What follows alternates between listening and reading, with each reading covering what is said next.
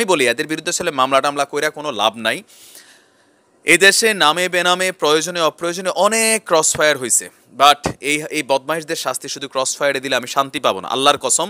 এদের শুধু cross fire দেওয়া হবে না, এদেরকে যেটা করতে হবে প্রকাশ্যে দিনে দুপুরে, এটা প্রশাসনের কনফার্ম করতে হবে যে দিনে দুপুরে এদেরকে নোয়াখালীর সবচেয়ে বড় যেই জনবহুল এলাকা আছে সেইখানে সারা দেশের মিডিয়া কভার করতে হবে, ফেসবুক ইউটিউব কন্টেন্টরা কভার করবেন, প্রত্যেকে হাতে হাতে মোবাইল রাখবেন। এই ধর্ষকদেরকে 1 মাস লাগে নির্যাতন করা হবে, তারপরে এদেরকে ক্রস ফায়ার করবে। এই নির্যাতনের অংশ কি? প্রতিদিন তার নুনু আধা ইঞ্চি করে কাটতে হবে, সেইখানে নাগামরিচ লাগাই দিতে হবে ছুরি দিয়া, যেই জায়গায় পোষাইলে ধরেন মারা যাবে না তাৎক্ষণিক, ওইরকমভাবে ক্যাস ক্যাস ক্যাস ক্যাস করে পুরো শরীর কাটতে হবে, ভালো করে নাগামরিচটা দিয়ে ডল্লা দিতে হবে। এরপরে এদেরকে বাঁশের মধ্যে ঝুলাই দিতে হবে, সিলে আইসা ঠোকর দেবে, কাউয়ায় ঠোকরাবে। এই দৃশ্য 20 কোটি বাঙালি দেখবে। সে বাংলাদেশিদের ভিতরে যারা এই ধরনের বদমাইশগুলো আছে, হোক সে ছাত্রলীগ, হোক সে ছাত্রদল, হোক সে যুবলীগের নেতা, হোক সে আওয়ামী লীগের নেতা, এই হারামজাদারা যেই পরিচয়ে থাকুক, কখনো হুজুর, কখনো পাদ্রী, কখনো পুরোহিত, কখনো এই দল সেই দল, যেই দলেরই হোক, এদের শাস্তি একটাই, এইরকম ভয়াবহ নির্যাতনের মাধ্যমে এদের শাস্তি নিশ্চিত করতে হবে।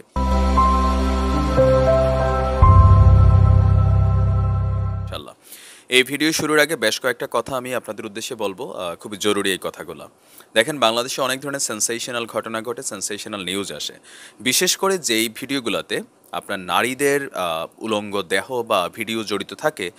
আমরা জানি, আমরা প্রতিবাদ করি, আপনি প্রতিবাদের পক্ষে, অন্যায়ের বিপক্ষেই, কিন্তু আমরা যখন এই প্রতিবাদটা করতে যাই একটা ভুল কাজ করি, সেটা হচ্ছে ধর্ষিতা বা নির্যাতিতার ভিডিওগুলো ডাইরেক্ট যখন আপনি আপলোড করছেন, তখন সেইখানে হয় কি যে একবার তো সে ধর্ষণ হয়েছে অন্ধকার একটা কক্ষে, বাট আমি আপনি তার চেহারাটা শো করার মাধ্যমে কি তাকে পুরা জাতির সামনে আরও একবার ধর্ষণ করি। তার মানে কি প্রতিবাদ করব না? অবশ্যই করব। যারা ভিডিও আপলোড করবেন সেই নারীর চেহারা এবং কি শরীরের অংশবিশেষ বিশেষভাবে কাভার করে আপনারা করবেন, প্রতিবাদ জরুরি। ধর্ষকদের ভিডিও আমরা ভাইরাল করা দরকার, যেন তারা সমাজে অপমানিত হয়, কারণ এই ধর্ষিতা নারীদেরও একটা ভবিষ্যৎ আছে। দর্শক, কথা বলছিলাম নোয়াখালীর বেগমগঞ্জ এলাকায়, ওই যে একলাশপুর ইউনিয়নের 9 নং ওয়ার্ডের খালপাড় এলাকায় যেই ঘটনা ঘটেছে, তো আমরা আমাদের এই ভিডিওতে আজকে মূল ঘটনাটা রাখছি যে আসলে কেন এই ঘটনাটা হয়েছে। আমি প্রথম যখন ভিডিওটা দেখছি, আমি ভাবছি যে এমন হয়েছে যে কোনো স্বামী হয়তো তার স্ত্রীকে আইসা অন্য পুরুষের সাথে পাইছে, পরে জিদের বশবর্তী হয়ে এই ঘটনাটা ঘটেছে। কিন্তু যখন প্রকৃত ঘটনাটা আমার কাছে আসলো, তখন আমি খুব সারপ্রাইজড হলাম। ঘটনা হচ্ছে, আমাদের যে নির্যাতিতা বোন, তার নাম হচ্ছে রোজি আক্তার, তার পিতার নাম হচ্ছে নুরুল ইসলাম। অনেকে ইতিমধ্যে জেনেছেন বিষয়টা। তো তার বেশ কয়েক বছর আগে বিয়ে হয় পাশের কোনো গ্রামে। তো বিয়ের পরে তার স্বামী আরেকটা বিয়ে করে। ওই বিয়ের কারণে তাদের মধ্যে সংসারে কলহ দেখা দেয়, আর একটা পর্যায়ে তিনি স্বামীর উপর রাগ করে তার স্বামীর বাড়ি ত্যাগ করে তিনি তার পিতার বাড়ি, যে একলাশপুরের যে খালপাড় গ্রাম, সেইখানেই বসবাস করেন। আর এই বসবাসের সময়কালটা সম্ভবত 1 থেকে 2 বছরের কাছাকাছি বা একটু এদিক সেদিক হতে পারে।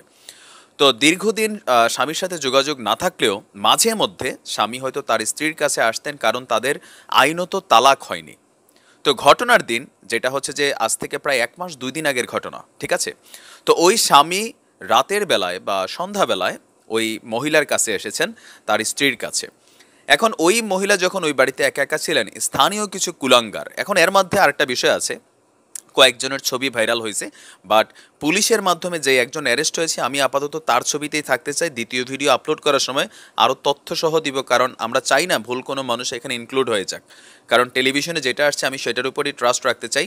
পিছনে যারা আছে তাদের ছবিও একটু সময়ের ভিতরে ইনশাল্লাহ চলে আসবে, বাট আপাতত স্ক্রিনে আপনারা যাকে দেখছেন এই সেই ধর্ষক বা ধর্ষণ চেষ্টার যে চেষ্টা করেছিল, তার নাম হচ্ছে রহিম। তাকে ইতিমধ্যে আজকে নোয়াখালী জেলা পুলিশ তারা গ্রেপ্তার করেছে।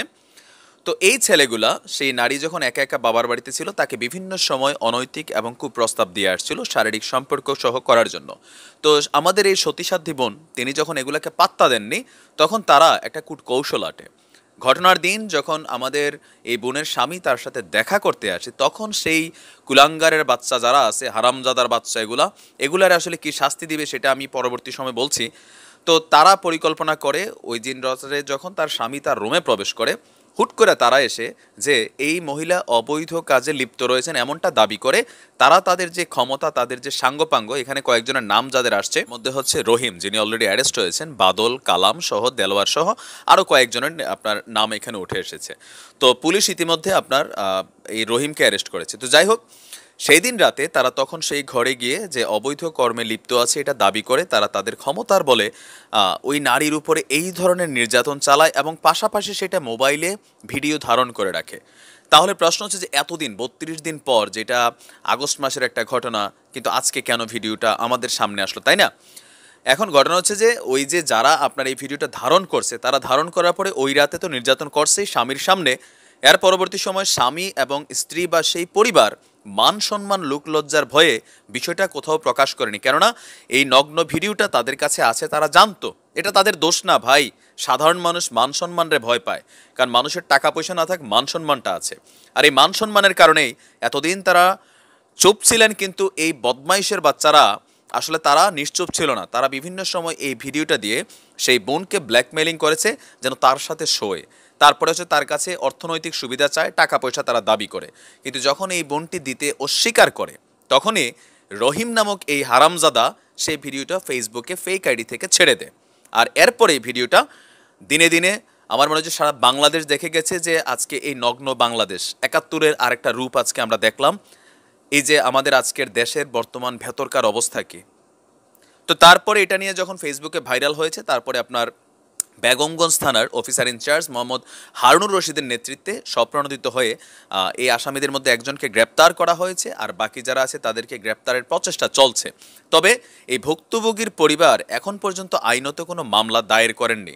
তারা মামলা দায়ের করুক না করুক, বেগমগঞ্জ থানা পুলিশের উদ্যোগ, বাংলাদেশ রাষ্ট্রের স্বউদ্যোগে, স্বরাষ্ট্র মন্ত্রণালয়ের উদ্যোগে এই বদমাইশদের বিরুদ্ধে মামলা দায়ের করতে হবে। দেশের সর্বোচ্চ উকিল দিয়ে এদের বিরুদ্ধে মামলা করতে হবে।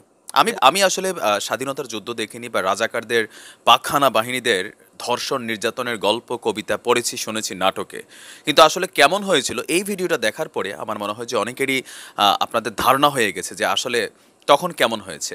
তো এই দেশে রাজাকারদের বিচার হচ্ছে, যুদ্ধ অপরাধীদের ফাঁসি হচ্ছে, কিন্তু আজকের এই নব্য রাজাকার, নব্য যুদ্ধ অপরাধী যারা আছে তাদের বিরুদ্ধে দেশ কি ব্যবস্থা নেবে সেই দায়িত্ব প্রশাসনের। তো শুধুমাত্র একটা বুলেট খরচ করে 10 সেকেন্ডের মৃত্যু এদের জন্য পর্যাপ্ত না। জাহান নামে যেমন পাপের উপর ডিপেন্ড করে, আপনাকে বারবার শরীরের চামড়া নতুন করে জোড়া দেওয়া হবে, আবার আপনি পড়বেন, আবার খোলা হবে, আবার নতুন করে দেওয়া হবে শাস্তির তীব্রতা ভোগ করার জন্য।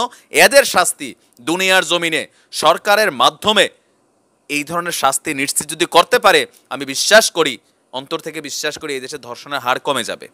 তো দ্বিতীয় ভিডিওটাতে আমরা দেখব যে এই দর্শকদের পরিচয় কি, কার নেতৃত্বে এই কাজগুলো হয়েছে, তারা আসলে কারা, সেগুলো ইনশাল্লাহ আমরা ফাইন্ড আউট করব। তো কারণ হচ্ছে যে এগুলো এভিডেন্সের বিষয় আছে এখানে। তো ভালো থাকুন, সুস্থ থাকুন। ধর্ষিতার ছবি নয়, ধর্ষকের ছবি ভাইরাল করুন। আসসালামু আলাইকুম রহমতুল্লাহ।